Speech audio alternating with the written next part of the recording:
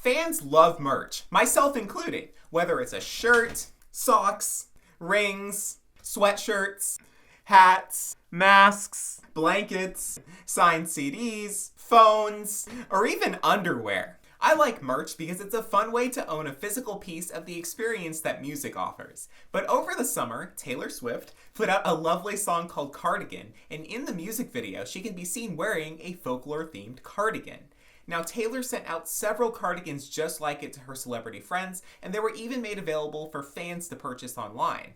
I've seen generic concert t-shirts kind of like this go for upwards of $40 or $50, so I was really surprised to see that these really nicely crafted Taylor Swift cardigans were only going for $49.99 with free shipping.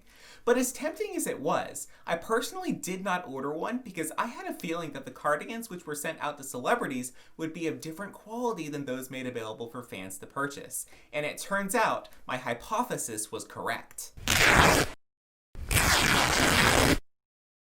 And sure, those photos may be from isolated incidents, but let's take a look at some other isolated incidents involving artist merchandise. Your Dangerous Woman tour shirt may come with the design printed on crooked. There might be stretched out necklines or random white lines everywhere, lazy signatures, or just completely missing the signature you paid for, poorly manufactured vinyls, clear bags that don't match the description at all, unwashable shirts, a big box advertised to be filled with hundreds of candy hearts that showed up tiny and only contained 16 of them, tie-dye sweaters that don't meet your expectations, or in some cases may not come tie-dyed at all, forcing you to do that part yourself. Since they decided to send me the tie-dye hoodie I paid $70 for without the tie-dye, I had to do it myself. Several fans received broken folklore CDs because the packaging was flimsy. One person received a Blackpink lithograph instead of the folklore hoodie she ordered, and there were even misspelled words on Me merch, which is just sad considering that the most famous line of that song went, "Hey kids, spelling is fun." In the case of Taylor Swift, her merchandise actually used to be known for being well made and accurate to the description for the most part.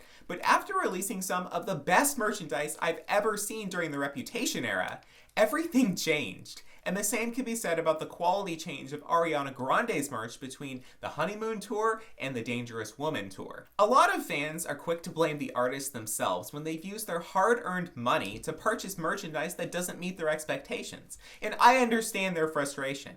But the truth is, Taylor Swift, for example, is just the artist and not the one in charge of manufacturing her cardigans or doing quality controls before shipping out shirts to fans. So, who is the culprit behind these incidents, you ask? Well, I found that the most common denominator between them is Universal Music Group, who labels themselves on Twitter as the world's leading music company. Now that may be true, but they certainly have a ways to go with merch. One of the worst examples was when they listed a glitter vinyl for Halsey's Manic album without even knowing if it was humanly possible to produce the product they advertised. Just listen to this email they sent to fans months after they didn't receive their orders. "We sold the deluxe edition of Manic with confidence that we would be able to create a double disc glitter vinyl. We had seen them produced before and figured it must be possible. However, we went around to thousands of plants and factories and ran into a ton of issues creating them, from glitter diminishing the quality of sound in the vinyl to the look, etc. But Universal Music Group's merch issues actually extend far beyond making poor quality items. Ariana Grande's Sweetener World Tour merchandise has garnered criticism from many for being lazy and just too expensive. I mean, would you buy the words "Thank You Next" on this thin t-shirt for $55? Or this design that looks like the printer was running out of ink, appropriately on sale for $65? Or this one for $75? Perhaps this sweater with a questionable blueberry stain floats your boat, coming in at a whopping $100. Unsurprisingly, it turns out that fans can often make better merchandise than professionals can, and even Katy Perry recently took notice of this and purchased a fan's merchandise designs and officially sold them on her website. I also remember that when Sony released this awful Spider-Man Far From Home poster last year, the online artist Boss Logic made dozens of new ones, which Sony ended up purchasing. I think that artists, labels, and studios should consider how talented their fans are before pulling stunts like this awful Travis Scott McDonald's merchandise. Lastly, I'd just like to publicly state that I'm still waiting for merchandise and signed CDs I purchased from artists that are part of Universal Music Group almost a year later, and that's a long time.